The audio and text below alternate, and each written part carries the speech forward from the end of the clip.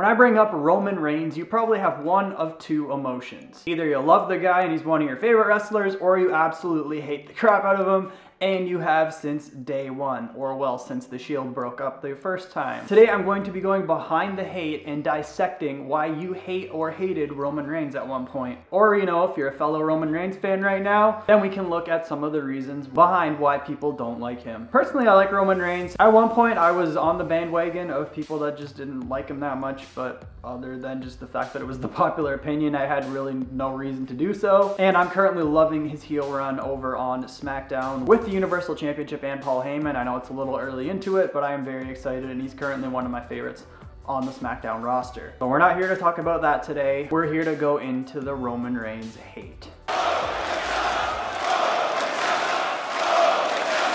During his initial run with the Shield, Roman Reigns was definitely the prospect out of the group. Everyone loved him, he was very popular, and a lot of people saw big things coming for Reigns. Upon the Shield's breakup, a lot of people really thought he was going to be the star of the group. However, one area that, in my opinion, WWE made a mistake is upon the Shield's breakup, Seth Rollins got a new look. He got brand new gear, a brand new entrance theme song, you know, new catchphrases, new look, everything like that. Same goes for Dean Ambrose, completely different look, an entrance theme song, and different demeanor. Whereas Roman Reigns continues to basically wear the same attire, the Shield vest. His theme song is the Shield's theme song minus the Shield intro, and his catchphrase, instead of "Believe in the Shield," was "Believe that." So this just right off the bat made it seem like, you know, he was just still living off of the Shield's success rather than reinventing himself like Rollins and Ambrose did. Roman Reigns has had some pretty god-awful promos throughout his career. The two that definitely stick in everyone's minds is probably the time where he called Seth Rollins a sniveling little suck-up sellout full of suffering succotash son. And the other one, whenever he said Sheamus had like tater tots for balls or something like that. It was just really cringy. And this really just isn't Roman's fault. It's almost obviously WWE's god-awful creative team. They write awful lines for just about everybody, and those two just happen to really stick out in people's minds. Whereas when Reigns is actually, you know, given some decent promo material, he actually does really well with it. Or whenever he's more quiet and, you know, just walks in there, wrecks everyone, and leaves. Upon the Shield's breakup, Seth Rollins and Dean Ambrose almost immediately began to feud. They had several matches, whereas Reigns floated around with other feuds. Superstars like Randy Orton and The Big Show. He didn't immediately feud with the Shield, which really didn't make sense, you know. Seth Rollins actually hit Reigns with the chair before Ambrose, and Reigns just kind of forgot about it for a few months before going back to feuding with Rollins. It just really didn't make a whole lot of sense.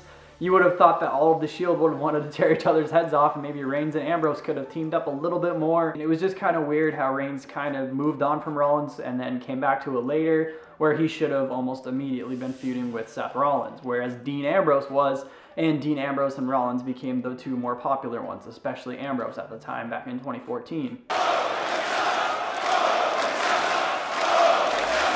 This one is something that you see with so many second, third, whatever generational superstars. A lot of people feel that Roman Reigns wouldn't be where he is without his family. People like The Rock and Rikishi and Umaga and so many of these Samoan wrestlers that belong to the Anoa'i family. You know, people say the same thing about Charlotte Flair, that she wouldn't be there without Rick. But then again, whenever Cody's brought up, you know, he put in so much work and he's different than Reigns and Charlotte, like.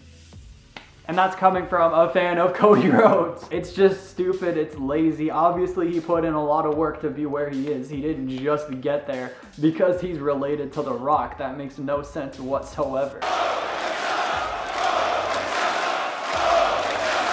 Now, the biggest night that put the nail in the coffin for everyone turning their backs on Roman Reigns was at the Royal Rumble way back in 2015. And of course, absolutely everyone the year before this wanted Roman Reigns to win the Rumble instead of Batista. But now, whenever it was actually happening, They didn't want Roman Reigns, they wanted Daniel Bryan. And almost everyone knew going into this that Reigns was going to win. So the crowd was immediately against this. Daniel Bryan was actually eliminated extremely early in the match, and then the crowd turned on Roman. I believe, was it Philadelphia? Yes, it was Philadelphia, one of the hottest wrestling crowds in the world. I wasn't sure if it was Philly or Chicago for a second, but Philadelphia quickly turned on Roman Reigns. They started cheering for guys like Dean Ambrose and Dolph Ziggler, but they just immediately turned on Roman simply because they knew he was going to win when they wanted Daniel Bryan, and when WWE really should have gone with Daniel Bryan that year. It also doesn't help that in winning the match, he last eliminated Kane in the Big Show, which made it super obvious, and then the Rock had to come out and try and help him, and that just didn't work because it was kind of obvious they were just trying to get us to cheer Roman through The Rock, and everyone actually booed The Rock, and you can actually see The Rock's reaction to this. He was like, oh my god, are you serious? But literally everyone wanted Daniel Bryan to win the Royal Rumble back in 2015, and it was simply because of the fact that it wasn't Daniel Bryan winning that all of the hate got directed towards Roman Reigns, that he's being shoved down our throats. Now this, of course, leads into the bigger issue here. The one guy mentality. The idea that the company has to be carried on its shoulders by one person. And no matter who WWE would thrust into this place, we would boo simply because it's, you know, WWE's golden boy. If tomorrow it came out that, you know, literally pick any name on the roster. If WWE said, for instance, Finn Balor is going to be pushed and they're going to make him the top guy for the next several years and they're going to build the company around him, everyone would turn on him just like that. It doesn't matter how popular he was, because Roman Reigns was one of the most popular guys into the company up until this point. Obviously, the same thing happened with John Cena. The same thing happened with The Rock. The same thing happened with Hulk Hogan and everyone before that. And everyone before that or in between. It's this one guy mentality. You cannot build your company around one guy because all of the fans will immediately reject that one guy. Which I feel like WWE has started to realize, because, you know, they're looking at guys like Drew McIntyre, Seth Rollins, Bray Wyatt, and several others who are being booked a lot stronger, and it doesn't really feel like Roman Reigns is the only top guy in the company right now. If anything, I'd put Drew McIntyre above him at the moment, and the fans love it. Because, you know, it's not all online that, oh, they're going to be pushing him and he is going to be the only top guy right now and whatnot. It's just the idea that because WWE is pushing this one guy, all the fans will bandwagon and boo him simply because he's not, you know, the fans' handpicked person.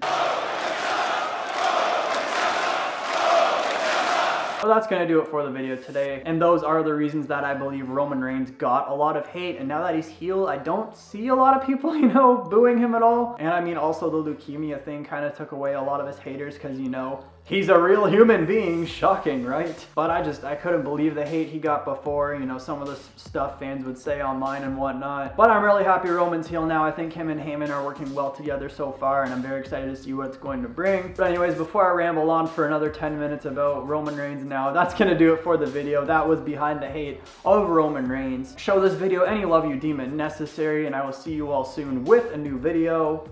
Thank you.